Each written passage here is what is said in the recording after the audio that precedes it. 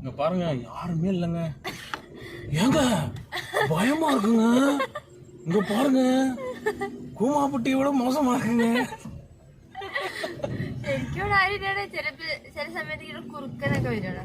കുറുക്കനാ? ஏங்க யாருமே இல்லைங்க.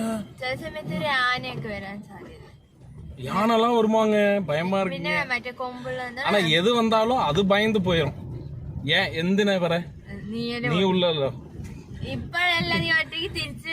என்ன எது வந்தாலும், அதாவது எது வந்தாலும் பயந்து அது போயிருங்க. யானை வந்தாலும் சரி, பேய் வந்தாலும் சரி, எது வந்தாலும் பயந்து போயிடும். ஏன்னு கேளுங்களேன், என் தங்கச்சி இருக்கா, இவளை பார்த்தா